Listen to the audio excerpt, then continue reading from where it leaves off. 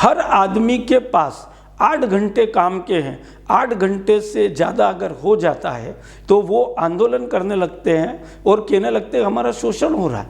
लेकिन पुलिस जो 24 घंटे ड्यूटी पे होने के बावजूद भी देश की जनता उस पर ब्लेम लगाती है कि वो समय पर कार्य नहीं करती है। तो वो जो पुलिस है वो भी तो इंसान है, वे भी तो हमारे लोग हैं। पुलिस की पूरी उम्र होने से पहले कई पुलिस वाले आत्महत्या कर लेते हैं, कई पुलिस वाले रात दिन के काम से परेशान होकर के और दुर्घटनाग्रस्त हो जाते हैं।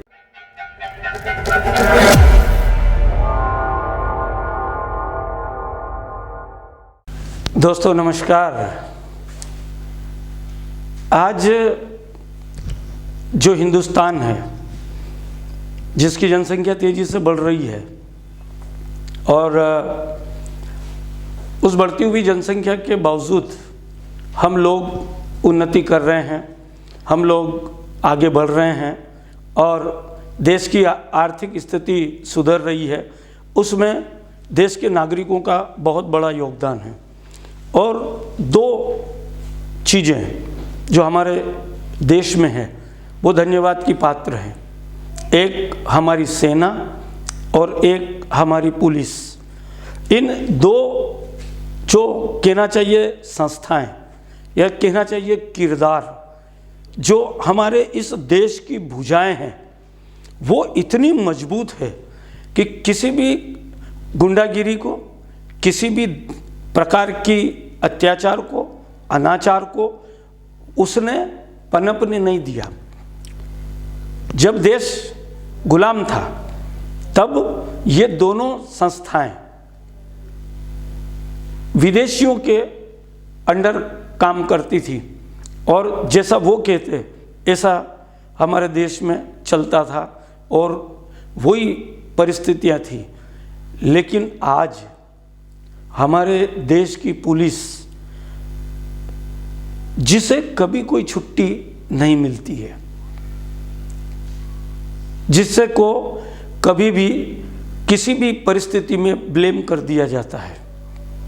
परिवार में कोई परिस्थितियां बनती है, कोई छोटा मोटा लड़ाई झगड़ा होता है तो लोग ये नहीं कहते कि ये हमारी गलती है, वो ये कहते हैं कि पुलिस की गलती है। हमारी लापरवाही से कभी कोई परिस्थितियां बन जाती है तो हम कभी भी ये गलती स्वीकार नहीं करते हैं कि ये हमारी गलती है, हम सीधा पुलिस को ब्लेम करते हैं। जबकि पुलिस को केवल और केवल अपराधी को पकड़ करके न्यायालय में पेश करना, बस इतना ही उसका कर्तव्य था। लेकिन उसके बावजूद लॉ एंड ऑर्डर के नाम पर हर परिस्थितियों में पुलिस को उलझाए रखते हैं और पुलिस थक चुकी है। पुलिस इस देश में सबसे ज़्यादा शोषित है। हर आदमी के पास 8 घंटे काम के हैं, 8 घंटे से ज़्यादा अगर हो जाता है तो वो आंदोलन करने लगते हैं और कहने लगते हैं हमारा शोषण हो रहा है। लेकिन पुलिस जो 24 घंटे ड्यूटी पे होने के बावजूद भी देश की जनता उस पर ब्लेम लगाती है कि वो समय पर कार्य नहीं करती है। तो वो जो पुलिस है वो भी तो इंसान है, वे भी तो हमारे लोग हैं, वे भी तो हमारे बीच से निकले हैं। उन्हें भी भूख लगती है, उन्हें भी प्यास लगती है। पुलिस कोई लोहे की बनी हुई होती है, पुलिस की भावनाएं नहीं होती है, पुलिस का परिवार नहीं होती है, पुलिस का कोई त्योहार नहीं होता है, पुलिस के परिवार रिश्तेदारों में क्या शादी ब्याह नहीं होती है। लेकिन इस बात को तमाम प्रकार की सरकारें नज़रअंदाज करती है और पुलिस की पूरी उम्र होने से पहले कई पुलिस वाले आत्महत्या कर लेते हैं, कई पुलिस वाले रात दिन के काम से परेशान होकर के और दुर्घटनाग्रस्त हो जाते हैं। क्या हम ये जानते हैं? क्या हमारे आसपास जो पुलिस थाना है या पुलिस चौकी है या जो भी पुलिस की रहने की व्यवस्था है, क्या उन लोगों ने खाना खाया? क्या उन लोगों वो लोग किन परिस्थितियों में आपके समक्ष ड्यूटी कर रहे हैं? क्या भी कभी एक मानवीय नाते कभी आपने जानने की कोशिश की? नहीं की, क्योंकि कभी भी हमें ये सिखाया नहीं गया। हमारे विद्यालय में, हमारी किताबों में कभी भी हमें इस बारे में जानकारी नहीं दी गई है। बड़ी बड़ी नैतिक शिक्षाओं की पुस्तकें आपने पढ़ी होगी, लेकिन कभी भी हमें पुलिस के कार्य करने का तरीका क्या होता है, और किस प्रकार की विपरीत परिस्थितियों में पुलिस कार्य करती है ये हमें नहीं बताया गया। और उसी का परिणाम है कि आज देश के बहुतायत लोग पुलिस की आलोचना करते हैं, लेकिन कभी भी समझने का प्रयास नहीं करते हैं कि पुलिस कितनी विपरीत परिस्थितियों में कार्य करती है। देश की सेना के जवान छुट्टी बिताने के लिए जब अपने घरों की ओर आते हैं तो उन्हें रिजर्वेशन नहीं मिलता है, साधारणतया उन्हें सीट नहीं मिलती है। ऐसी परिस्थिति में हम देश के नागरिक लोग उन्हें सीट तक नहीं दे सकते हैं सोने के लिए, आराम करने के लिए।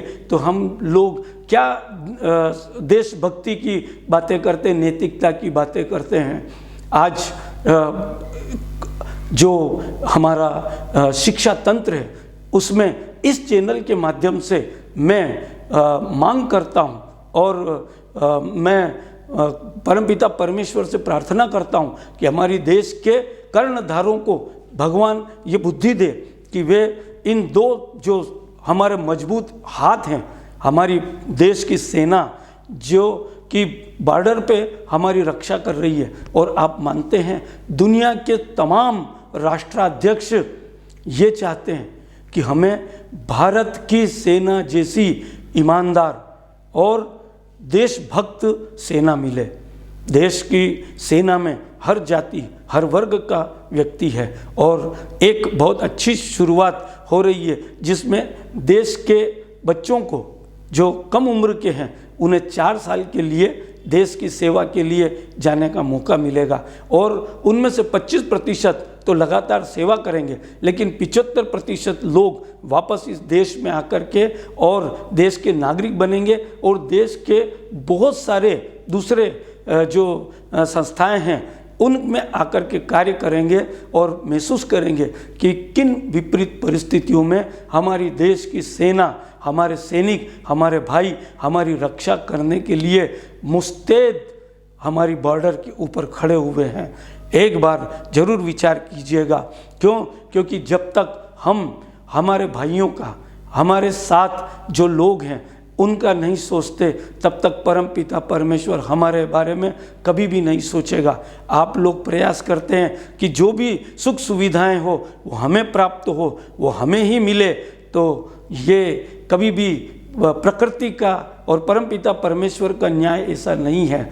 वो ये देखते हैं कि आपके अंदर दूसरे के प्रति, जो आपके आसपास के लोग हैं उनके प्रति आपके अंदर कितनी भावनात्मक लगाव है, आप उनका कितना हित सोचते हैं।